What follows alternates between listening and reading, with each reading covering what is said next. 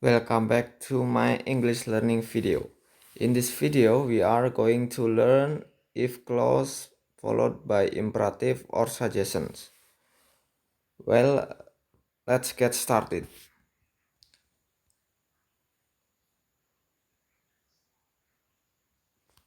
If clause followed by imperative or suggestion is a conditional sentence that is used to give order or suggestions. Maksudnya adalah if clause followed by imperative or suggestion adalah sebuah kalimat pengandaian atau conditional sentence yang digunakan to give order, yang digunakan untuk memberikan perintah atau suggestion, saran. Jadi if clause plus imperative or suggestion adalah kalimat pengandaian yang digunakan untuk memberikan saran atau perintah. Baik, kita lihat formulanya.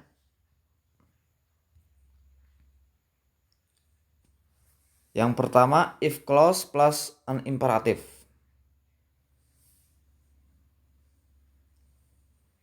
Sentence-nya, contoh kalimatnya, if you have time, call me soon. Ini contoh yang pertama, if you have time, call me soon.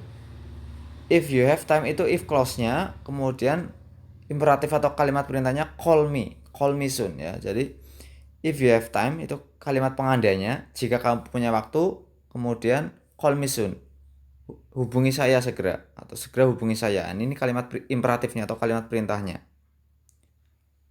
Kemudian contoh yang kedua, if you make mistakes, please apologize. If you make mistake ini pengandainya. Jika kamu membuat kesalahan, please apologize. Mohon apologize, minta maaf. Nah, ini please apologize-nya adalah imperatifnya atau perintahnya, kalimat perintahnya ya. Kemudian yang ketiga, contoh ketiga, if you want to visit your friend in hospital, don't bring your sister along. Ya, if you want to visit your friend in hospital, ya ini kalimat if clause-nya atau pengandainya. Kemudian don't bring your sister along ini juga kalimat perintahnya. Ya, tapi imperative sentence itu bisa negatif. Ya, jadi don't bring your sister, ya, jangan bawa saudara perempuanmu. Ini kalimat imperatif tapi negatif gitu ya. Atau larangan. Nah, berarti untuk if clause diikuti imperatif atau perintah, itu polanya if, kemudian if clause atau if kalimat, klausa ya, kemudian koma, setelah itu diikuti kalimat imperatif atau perintah. Berarti menggunakan kata kerja call, langsung menggunakan kata kerja, atau diawali dengan please kemudian diikuti kata kerja.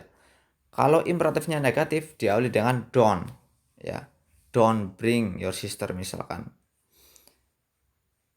Itu untuk if clause plus an imperative. Kemudian berikutnya yang kedua, if clause plus suggestion. Berarti if clause diikuti suggestion atau saran ya. Kita lihat contohnya. If you look for nice bags, you should go to B&B shop ya. If you look for nice bags, nah ini if clause-nya. Jika kamu mencari nice bags, jika kamu mencari tas yang bagus, you should go to B&B shop. You should ya, kamu harus pergi ke toko B&B. Nah ini suggestion-nya, sarannya. Ya, jadi untuk memberikan saran bisa menggunakan should. You should go to B&B shop. Itu suggestion-nya ya, you should go to B&B shop. Kemudian contoh yang kedua, if you go to Surabaya, you should take trains ya. If you go to Surabaya, you should take trains. If you go to Surabaya itu if clause-nya. Kemudian suggestion-nya you should take trains ya. Jika kamu pergi ke Surabaya, kamu sebaiknya naik kereta. Nah, itu sarannya, suggestion-nya you should ya. Jadi memberi saran bisa menggunakan should untuk memberi suggestions. Contoh yang ketiga, if you are tired, why don't you stop working and have rest? If you are tired-nya ini if clause-nya ya, pengandainya. Jika kamu lelah, why don't you stop working and have rest? Kenapa kamu tidak berhenti bekerja dan istirahat saja gitu ya. Jadi untuk memberi saran boleh diawali dengan why don't you. Why don't itu maksudnya memberi saran. Ya, atau boleh juga menggunakan should. Misalkan if you are tired, you should stop working and have rest, itu juga boleh. Jadi boleh pakai should, boleh pakai why don't. Itu penjelasan atau pola mengenai if clause diikuti imperatif or suggestion ya. Polanya untuk if clause diikuti imperatif, berarti if kemudian klausa, setelah itu diikuti kalimat imperatif dalam bentuk kata kerja langsung ya, atau diawali dengan please kemudian kata kerja juga boleh. Kemudian untuk if clause plus suggestion, if kemudian klausa, setelah itu diikuti suggestion ya, sarannya boleh menggunakan you should bla bla bla, kemudian atau why don't you bla bla bla, itu sarannya ya.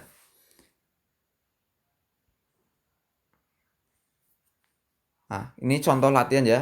Misalkan ada perintah make sentences using if clause plus imperative or suggestion based on the following situation. Jadi membuat kalimat menggunakan if clause plus imperative or suggestion berdasarkan situasi yang ada. Nah, ini misalkan situasinya your brother asks you to shut down the computer ya. Your brother asks you, berarti saudaramu memintamu, ask itu meminta ya. Meminta kamu, menyuruh kamu to shut down the computer. Shut down the computer. Untuk mematikan komputer when you have finished typing your computer. Ketika kamu selesai mengetik in your computer. Nah, kalau kita rubah situasi ini menjadi ke dalam kalimat if clause plus imperative or suggestion, kita bisa merubahnya menjadi seperti ini. Nah, kalau your brother asks you to shut down the computer, berarti saudaramu memintamu, berarti ini perintah ya, bukan suggestion. Nah, ini jadinya if you have finished typing your computer, ya, if you have finished typing in your computer, jika kamu sudah selesai mengetik in your computer di komputermu, please shut down the computer. Nah, ini imperatifnya ya. If you have finished your computer, ini if clause-nya, kemudian perintahnya please shut down the computer. Tolong shut down, matikan komputernya. Ini berarti if clause plus imperatif. Kemudian yang kedua, situasinya your sister is going to visit her friend's mother in the hospital. Ya, jadi your sister is going to visit her friend mother in the hospital.